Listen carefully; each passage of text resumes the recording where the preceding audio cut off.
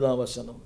பின்பு அவர் பெத்தானியா வரைக்கும் அவள் அழைத்து கொண்டு போய் தம்முடைய கைகளை உயர்த்தி அவர்களை ஆசீர்வதித்தார். என சொல்ல விரும்புகிற வார்த்தை, பின்பு அவர் பெத்தானியா வரைக்கும், உன் வாழ்வின் எல்லை வரை நீங்கிருந்தாலும் கருவிலிருந்து கல்லறை வரை உன்னை அழைத்து கொண்டு உன்னை ஆஸ்வதிக்கிறவர். இந்த வார்த்தை திரையிலே பாருங்கள், பெத்தானியா வரை. இந்த சென்னை பட்டணம் வரை உங்களை கொண்டு வந்தாரே, இந்த நீங்கள் இருந்த கிராமங்களில் இந்த நகரத்துக்கு கொண்டு வந்தாரே, கொண்டு வந்த தெய்வம். வசனம் சொல்லுகிறது, அவர்களை அழைத்து கொண்டு வந்து தம்முடைய கைகளை உயர்த்தி அவர்களை ஆசீர்வதித்தார். கவனிங்க, 2 வாரம் சொல்லுங்க. You want to bless you and you want to uplift you. உன்னை உயர்த்த விரும்புகிறார், உன்னை ஆஸ்வதிக்க வரும். அவருடைய கரத்தில் உயர்வு உண்டு, அவருடைய கரத்தில் ஆசீர்வாதம் உண்டு.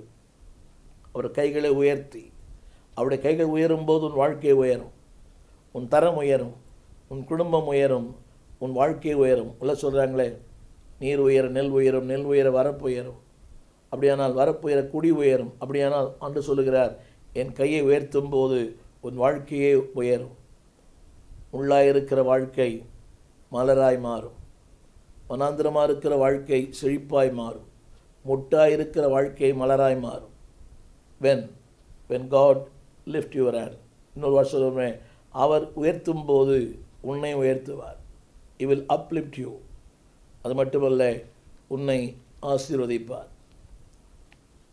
தொடர்ந்து அவருடைய கரத்தினுடைய ஆசீர்வாதங்களை குறித்து 138ஆம் சங்கீதம் 7ஆம் வசனம் அதில் எழுதப்பட்டிருக்கிறது.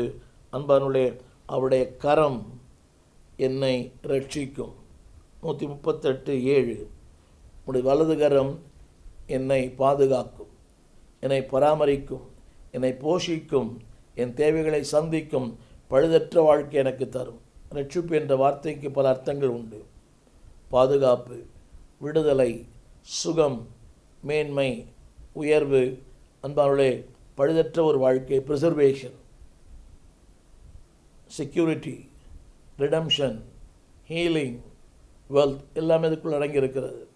தேவன் சொல்லுகிறார், அனைத்தும் உனக்கு தருவேன்.